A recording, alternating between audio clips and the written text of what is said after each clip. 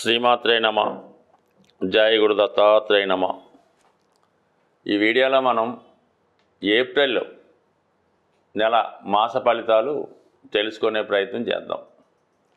సింహరాశి వారికి ఏదైనా ఈ నెల నుంచి అష్టమ శని ప్రారంభం వల్ల చాలా విషయాల్లో వీళ్ళు జాగ్రత్తగా నిర్ణయం తీసుకోవాల్సి ఉంటుంది. అంటే అష్టమం ఎప్పుడు కూడా ఆకస్మిక సంఘటనలకి కారణమవుతుంటుంది, అవమానాలకి, దీర్ఘకాలిక రోగాలకి కారణమవుతూ ఉంటుంది.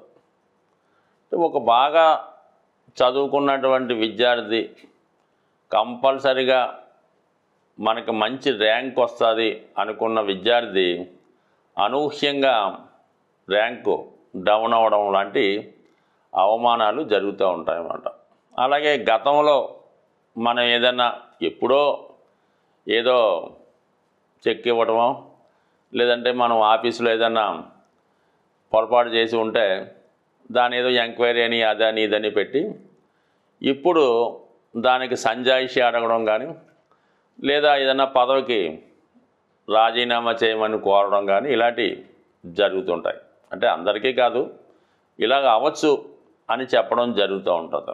అలాగే గతంలో ఏదో నేరం ఏదో ఒకటి జరిగి ఉంటుంది, ఏదో కేసు పెట్టుంటారు మన మీద, అది చాలా కాలం బెయిల్ మీద అలాగలాగా చాలా కాలం గడిచిపోయి ఉంటుంది.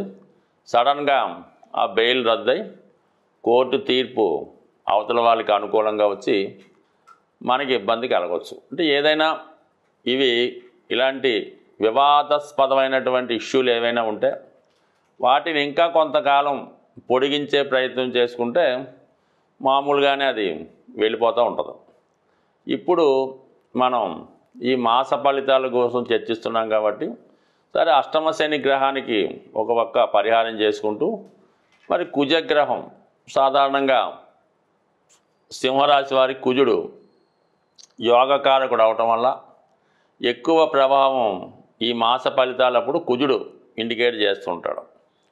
చతుర్థాధిపతిగా వ్యయస్థాన సంచారం అంటే ఒక 2-3 రోజులు లాభస్థానంలో ఉంటూ వ్యయస్థానంలోకి ఇంచుమించుగా 12వ స్థానం ఎక్కువ ప్రభావం కాబట్టి ఇప్పుడు జాతకుడు ఏదైనా ప్లేస్ మారడానికి అవకాశం ఉన్నది. అంటే ఉద్యోగంలో ట్రాన్స్ఫర్ అవ్వచ్చు, విద్యార్థులైతే హాస్టల్కి వెళ్ళి వేరే వీళ్ళు చదువుకోవచ్చు, ఏదైనా మొత్తం మీద ప్లేస్ మారడానికి అవకాశం ఉన్నది. మరి కొంతమంది ఏదైనా ఇల్లు కట్టుకొని కొత్త ఇంట్లోకి మారడానికి కూడా అవకాశం ఉంది. మరి మన టైం బాగలేకపోతే ఇక్కడ ఉన్నటువంటి ఆస్తి అంతా మొత్తం వైండప్ చేసి వేరే కంట్రీకి వెళ్ళడానికి కూడా ఈ గ్రహస్థితి అనుకూలంగా ఉండడం జరుగుతుంది. ఎందుకంటే ఇక్కడ కంపల్సరీగా ప్లేస్ చేంజ్ అనేది ఉంటుంది.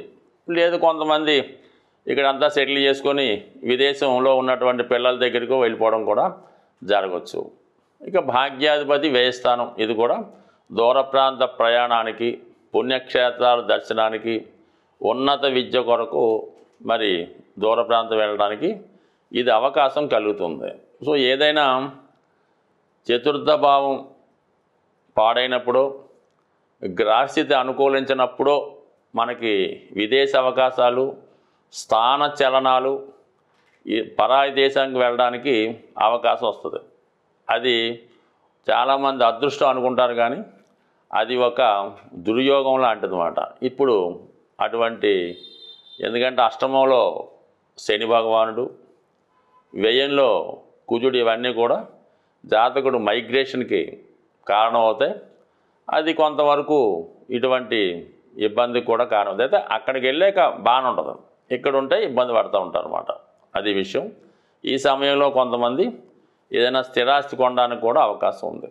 దాని తర్వాత ఏంటంటే ముఖ్యంగా గురువు, యాస్టీజ్గా గురువు దశమ స్థానంలో సంచరిస్తున్నాడు. అంటే ఎప్పుడున్న దశమంలో గురువు ఎప్పుడు కూడా అటు అభివృద్ధి ఇవ్వడు, అటు కింద పడేయడు, అలాగా సందిగ్ధంలో వేస్తూ ఉంటాడు.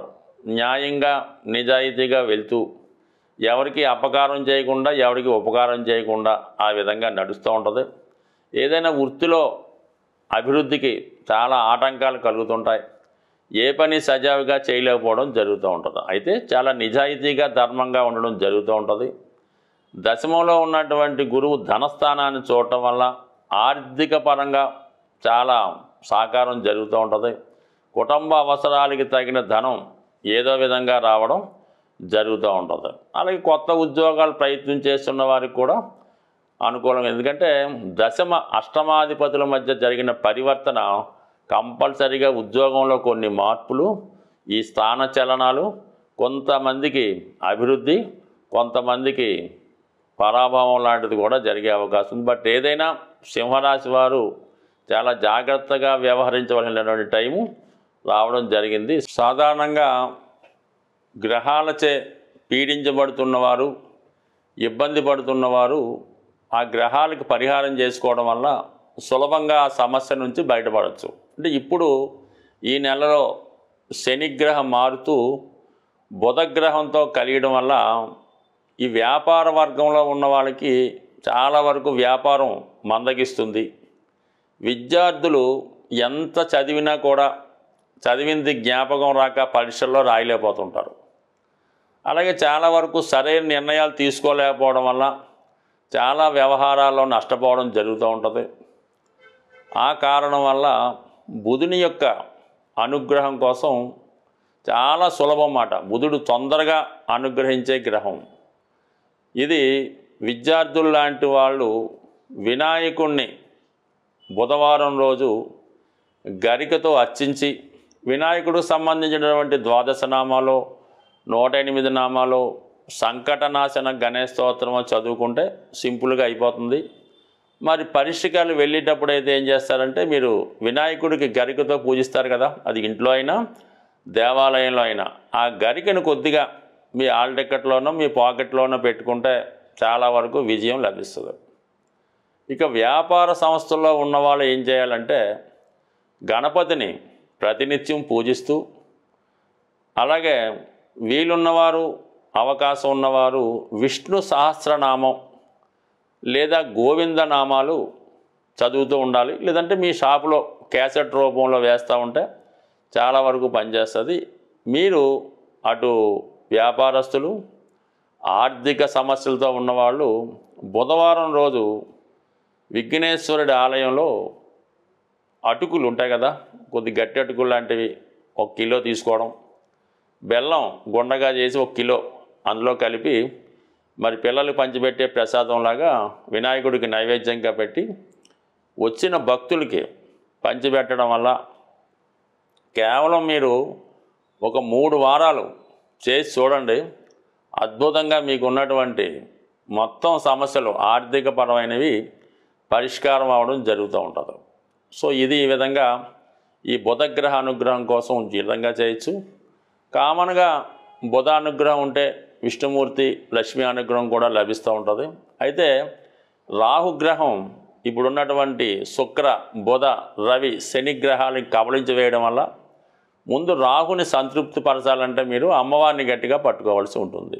ఏదో ఒక వారం ఏదన్నా అమ్మవారి ఆలయంలో దర్శించి, అమ్మవారికి శక్తి ఉన్నవారు ఒక నిమ్మకాయల దండ వేయండి, లేనివారు ఒక 4 నిమ్మకాయలు అమ్మవారికి అమ్మవారి ఆలయంలో ఇవ్వడం వల్ల అమ్మవారి యొక్క అనుగ్రహం దొరికిందంటే ఇంకా ఆటోమేటిక్గా మొత్తం అంతా కూడా సమస్య పరిష్కారం అవుతూ ఉంటుంది. ఇవన్నీ చేయలేని వారు మరి శనిగ్రహ అనుగ్రహం కోసం ఓం నమశివాయ అనే శివ పంచాక్షరీయ నామాన్ని ప్రతిరోజు 1008 సార్లు మీరు ఏ విధంగా ఉన్నా మనసులో చేసుకోండి. అన్ని సమస్యల నుంచి బయటపడతారు. స్వస్తి.